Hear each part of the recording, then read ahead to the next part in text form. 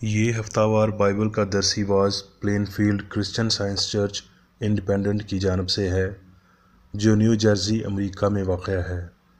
مزید معلومات کے لیے آپ ہماری ویب سائٹ ملاحظہ کریں www.plainfieldcs.com۔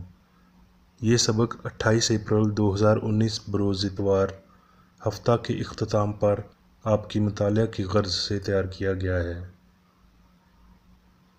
مضمون: موت کے بعد امتحان۔ سنہری متن: زبور۔ اے خداوند، میرا توکل تجھ پر ہے، میں نے کہا تو میرا خدا ہے، میرے ایام تیرے ہاتھ میں ہیں۔ جوابی مطالعہ: زبور۔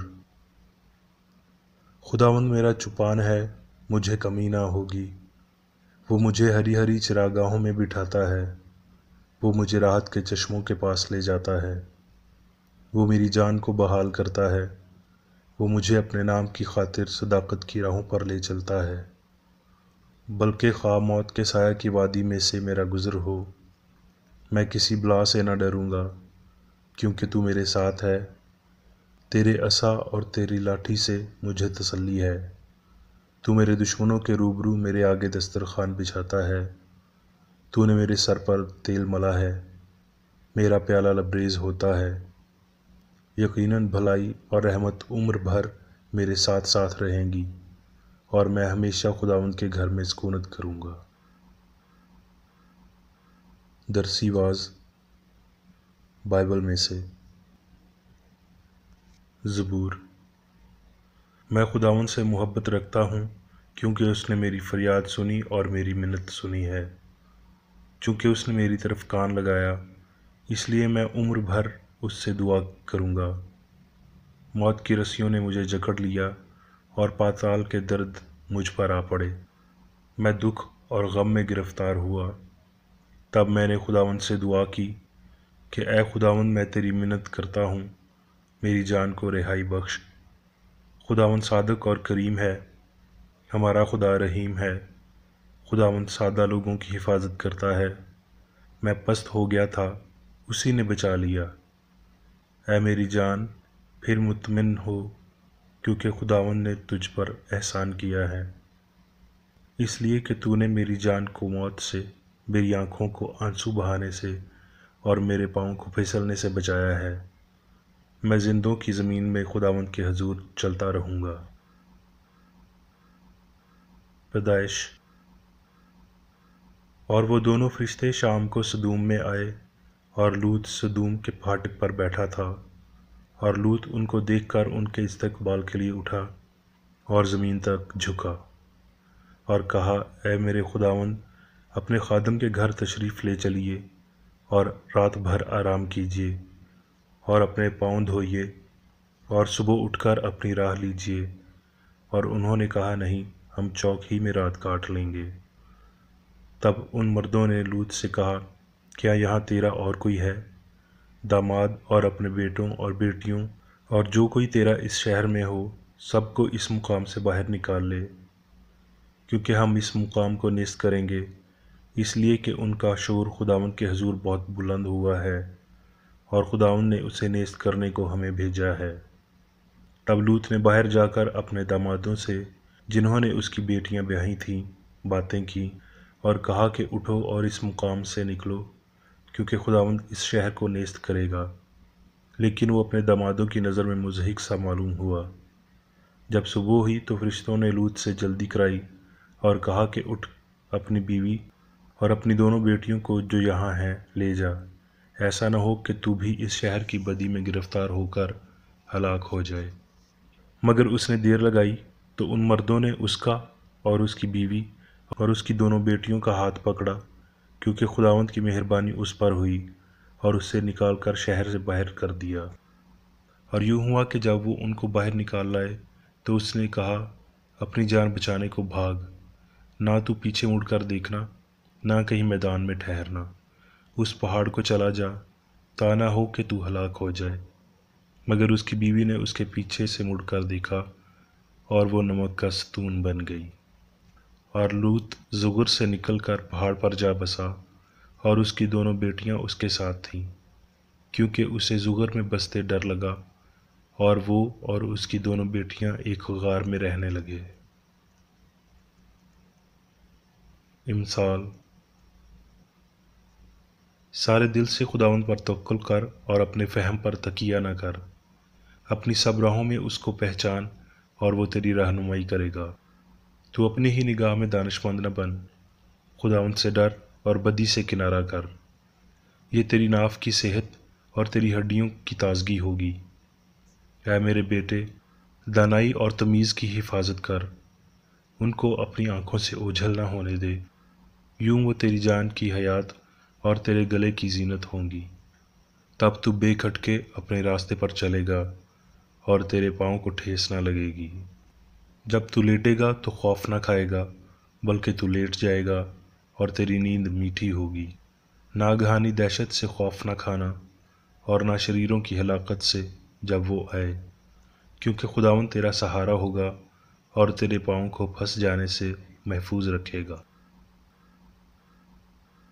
متی: اور یسوع تمام گلیل میں پھرتا رہا اور ان کے عبادت خانوں میں تعلیم دیتا اور بادشاہی کی خوشخبری کی منادی کرتا، اور لوگوں کی ہر طرح کی بیماری اور ہر طرح کی کمزوری کو دور کرتا رہا۔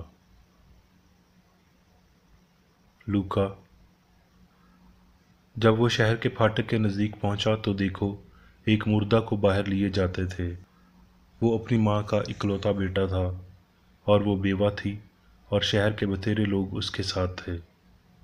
اسے دیکھ کر خداوند کو ترس آیا اور اس سے کہا، مت رو۔ پھر اس نے پاس آ کر جنازے کو چھوا، اور اٹھانے والے کھڑے ہو گئے، اور اس نے کہا، اے جوان، میں تجھ سے کہتا ہوں، اٹھ۔ وہ مردہ اٹھ بیٹھا اور بولنے لگا، اور اس نے اسے اس کی ماں کو سونپ دیا۔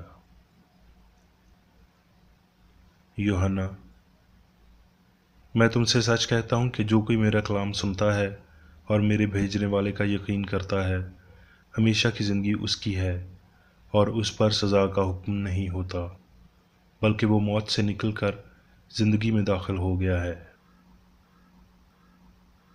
عبرانیوں: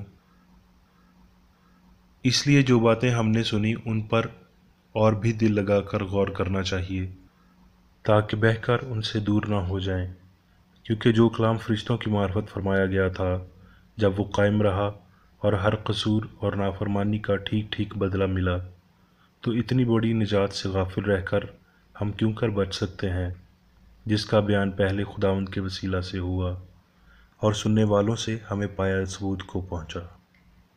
البتہ اس کو دیکھتے ہیں جو فرشتوں سے کچھ ہی کم کیا گیا، یعنی یسوع کو، کہ موت کا دکھ سہنے کے سبب سے جلال اور عزت کا تاج اسے پہنایا گیا ہے، تاکہ خدا کے فضل سے وہ ہر ایک آدمی کے لیے موت کا مزہ چکھے، کیونکہ جس کے لیے سب چیزیں ہیں اور جس کے وسیلہ سے سب چیزیں ہیں، اس کو یہی مناسب تھا کہ جب بہت سے بیٹوں کو جلال میں داخل کرے تو ان کی نجات کے بانی کو دکھوں کے ذریعے سے کامل کر لے۔ پس جس صورت میں کہ لڑکے خون اور گوشت میں شریک ہیں، تو وہ خود بھی ان کی طرح ان میں شریک ہوا، تاکہ موت کے وسیلہ سے اس کو جسے موت پر قدرت حاصل تھی، یعنی ابلیس کو تباہ کر دے، اور جو عمر بھر موت کے ڈر سے غلامی میں گرفتار رہے انہیں چھڑا لے۔ پہلا کرنتھیوں: اے موت تیری فتح کہاں رہی؟ اے موت تیرا ڈنک کہاں رہا؟ موت کا ڈنک گناہ ہے، اور گناہ کا زور شریعت ہے، مگر خدا کا شکر ہے جو ہمارے خداوند یسوع مسیح کے وسیلہ سے ہم کو فتح بخشتا ہے۔ پس اے میرے عزیز بھائیو، ثابت قدم اور قائم رہو، اور خداوند کے کام میں ہمیشہ افزائش کرتے رہو، کیونکہ یہ جانتے ہو کہ تمہاری محنت خداوند میں بے فائدہ نہیں ہے۔ اب میں میری بیکر ایڈی کی تحریر کردہ کرسچین سائنس کی درسی کتاب سائنس اور صحت آیات کی کنجی کے ساتھ میں سے لی گئی تحریریں پڑھوں گا۔ سائنس اور صحت۔ آسمان پر جانے کا واحد راستہ ہم آہنگی ہے اور مسیح الہی سائنس میں ہمیں یہ راستہ دکھاتا ہے۔ اس کا مطلب خدا، اچھائی اور اس کے عکس کے علاوہ کسی اور حقیقت کو نہ جاننا، زندگی کے کسی اور ضمیر کو نہ جاننا ہے، اور نام نہاد درد اور خوشی کے احساسات سے برتر ہونا ہے۔ زندگی حقیقی ہے اور موت فریب نظری ہے۔ یسوع نے اس شفا، مرنے اور جی اٹھنے کو ظاہر کیا۔ جب انسان موت پر اپنے یقین کو ترک کر دیتا ہے تو وہ مزید تیزی کے ساتھ خدا، زندگی اور محبت کی طرف بڑھے گا۔ موت سے متعلق مریض کے خیالات کو تبدیل کرتے ہوئے صحت کی بحالی کے ہزارہا واقعات کو بیان کیا جا سکتا ہے۔ منصف نے نا امیدی، عضوی بیماری کو شفا بخشی اور صرف خدا کو ہی زندگی تصور کرنے کے باعث مرنے والے کو زندہ کیا۔ یہ یقین رکھنا گناہ ہے کہ کوئی چیز قادر مطلق اور ابدی زندگی کو زیر کر سکتی ہے، اور یہ سمجھتے ہوئے کہ موت نہیں ہے اور اس کے ساتھ ساتھ روح کے دیگر فضائل کو سمجھنا زندگی میں روشنی لا سکتا ہے۔ تاہم ہمیں مزید اختیار کے سادہ اظہار کے ساتھ آغاز کرنا چاہیے، اور جتنا جلدی ہم یہ شروع کریں اتنا ہی بہتر ہے۔ جب منزل ضروری ہو تو توقعات ہماری ترقی کی رفتار بڑھاتی ہیں۔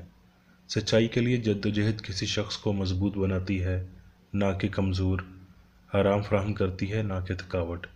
اگر موت پر یقین ختم ہو جائے اور فہم اجاگر ہو جائے کہ موت بالکل نہیں ہے، تو یہ ایک حیات کا درخت ہوگا جو اپنے پھلوں سے پہچانا جاتا ہے۔ انسان کو اپنی توانائیاں اور کوششوں کی تجدید کرنی چاہیے، اور جب وہ اپنی نجات کے لیے جدوجہد کرنے کی ضرورت سے متعلق سیکھتا ہے تو اسے ریاکاری کی حماقت کو دیکھنا چاہیے۔ جب یہ سیکھ لیا جاتا ہے کہ بیماری زندگی کو نیست نہیں کر سکتی، اور یہ کہ بشر موت کے وسیلہ گناہ یا بیماری سے نہیں بچائے جا سکتے، تو یہ ادراک زندگی کی جدت میں تیزی لائے گا۔ اس سے یہ موت کی خواہش یا قبر کے خوف میں مہارت لائے گا، اور یوں یہ اس بڑے ڈر کو تباہ کرے گا جو فانی وجود کا گھیراؤ کرتا ہے۔ موت کے یقین اور اس کے ڈنک کے خوف کا ضیاع صحت اور اخلاقیات کے معیار کو اس کی موجودہ بلندی سے کہیں اونچا کرے گا، اور خدا یعنی ابدی زندگی پر غیر متزلزل ایمان کے ساتھ ہمیں مسیحت کے علم کو اونچا رکھنے کے قابل بنائے گا۔ گناہ موت کو لایا، اور موت گناہ کے غائب ہو جانے پر خود بھی غائب ہو جائے گی۔ ہم ایک اعلیٰ حاکم سے زیادہ یا خدا سے کم طاقت والے حاکم پر یقین کرنے کا شکار ہو جاتے ہیں۔ ہم تصور کرتے ہیں کہ فہم حسی بدن کا قیدی ہو سکتا ہے جب مادی جسم فنا ہو چکا ہوتا ہے۔ جب بدی مادے میں زندگی کے یقین کو ناقابل برداشت بنا دیتی ہے اور اسے تباہ کر دیتی ہے، تب بشر یہ مانتے ہیں کہ لازوال اصول یا جان مادے سے فرار ہوتی اور زندہ رہتی ہے، لیکن یہ سچ نہیں ہے۔ موت زندگی، لافانیت اور فرحت کے لیے سہارا نہیں بنتی۔ خدا الہی اچھائی انسان کو ابدی زندگی دینے کے لیے اسے ہلاک نہیں کرتا، لیکن خدا اکیلا ہی انسان کی زندگی ہے۔ خدا بیک وقت وجود کا مرکز اور قطر بھی ہے۔ بدی مرتی ہے، اچھائی نہیں مرتی۔ مخالفت اور موت کی بجائے زندگی اور امن کی شراکت کے ساتھ یہاں بے آزار ترقی ہونی چاہیے۔ اگر تبدیلی جسے موت کہا جاتا ہے گناہ، بیماری اور موت کے یقین کو تباہ کر دیتی ہے، تو اس شکست کے موقع پر خوشی فتح مند ہوتی ہے اور ہمیشہ کے لیے مستقل ہو جاتی ہے۔ لیکن ایسا ہوتا نہیں۔ کاملیت صرف کاملیت سے ہی حاصل ہوتی ہے۔ وہ جو ناراست ہیں تب تک ناراست ہی رہیں گے جب تک الہی سائنس میں مسیح یعنی سچائی تمام تر گناہ اور جہالت کو تلف نہیں کرتا۔ یہ قیاس آرائیاں کہ گناہ معاف کیا جاتا ہے لیکن بھولا نہیں جاتا، کہ گناہ کے دوران خوشی اصل ہو جاتی ہے، کہ جسم کی نام نہاد موت گناہ سے آزاد کر دیتی ہے، اور یہ کہ خدا کی معافی گناہ کی تباہی کے علاوہ کچھ نہیں ہے، یہ سب گمبھیر غلطیاں ہیں۔ انسان کو یہ گمان رکھنا چاہیے کہ موت کے تجربہ کا یقین انہیں جلالی ہستی میں بیدار کرے گا۔ عالمگیر نجات ترقی اور امتحان پر مرکوز ہے اور ان کے بغیر غیر ممکن الحصول ہے۔ آسمان کوئی جگہ نہیں، عقل کی الہی حالت ہے جس میں عقل کے تمام تر ظہور ہم آہنگ اور فانی ہوتے ہیں، کیونکہ وہاں گناہ نہیں ہے اور انسان وہاں خود کی راست بازی کے ساتھ نہیں، خداوند کی سوچ کی ملکیت میں پایا جاتا ہے، جیسا کہ کلام یہ کہتا ہے۔ آخری عدالت انسانوں کا انتظار نہیں کرتی، کیونکہ حکمت کا روز محشر ہمہ وقت اور متواتر طور پر جاری و ساری ہے۔ حتیٰ کہ وہ عدالت بھی جس کے وسیلہ فانی انسان ساری مادی غلطی سے بے نقاب کیا جاتا ہے۔ جہاں تک روحانی غلطی کا تعلق ہے تو ایسا کچھ نہیں ہے۔ دکھوں کے، گناہ کے، مرنے کے عقائد غیر حقیقی ہیں۔ جب الہی سائنس کو عالمگیر طور پر سمجھا جاتا ہے تو ان کا انسان پر کوئی اختیار نہیں ہوتا، کیونکہ انسان لافانی ہے اور الہی اختیار کے وسیلہ جیتا ہے۔ بے گناہ خوشی، زندگی کی کامل ہم آہنگی اور لافانیت، ایک بھی جسمانی تسکین یا درد کے بنا لامحدود الہی خوبصورتی اور اچھائی کی ملکیت رکھتے ہوئے اصلی اور لازوال انسان تشکیل دیتی ہے، جس کا وجود روحانی ہوتا ہے۔ وجودیت کی یہ حالت سائنسی ہے اور برقرار رہتی ہے، یعنی ایسی کاملیت جو محض ان لوگوں کے لیے قابل فہم ہے جنہیں الہی سائنس میں مسیح کی حتمی سمجھ ہے۔ موت وجودیت کی اس حالت کو کبھی تیز نہیں کر سکتی، کیونکہ لافانیت کے ظاہر ہونے سے قبل موت پر فتح مند ہونا چاہیے، نہ کہ اس کے سپرد ہونا چاہیے۔ روحانی فہم کے ساتھ مادی یقین کو درست کریں تو روح آپ کو نیا بنا دے گی۔ آپ کو دوبارہ کسی چیز کا خوف نہیں رہے گا ماں سوائے خدا کی مخالفت کے، اور آپ کبھی اس بات پر یقین نہیں کریں گے کہ آپ کا دل یا آپ کے بدن کا کوئی بھی حصہ آپ کو تباہ کر سکتا ہے۔ یہاں اور آخرت میں موت کے خواب کی قیادت عقل کرتی ہے۔ اپنے خود کے مادی ظہور سے سوچ میں مردہ ہوں جنم لے گی، تاکہ سچائی کے اس گونجدار لفظ کو پکڑ سکے۔ کوئی موت، بے عملی، بیماری والا عمل، رد عمل اور نہ ہی شدید رد عمل ہے۔ ہم بالآخر غلطی پر سچائی، موت پر زندگی اور بدی پر اچھائی کی برتری کی ہر سمت میں خود کو فائدہ پہنچانے کے لیے اٹھ کھڑے ہو سکتے ہیں اور ہوں گے، اور یہ ترقی تب تک جاری رہے گی جب تک ہم مسیح کے خیال کی کلیت تک نہیں پہنچتے اور مزید یہ خوف نہیں رہتا کہ ہم بیمار ہو جائیں گے اور مر جائیں گے۔ بلکہ خواہ موت کے سایہ کی وادی میں سے میرا گزر ہو، میں کسی بلا سے نہیں ڈروں گا۔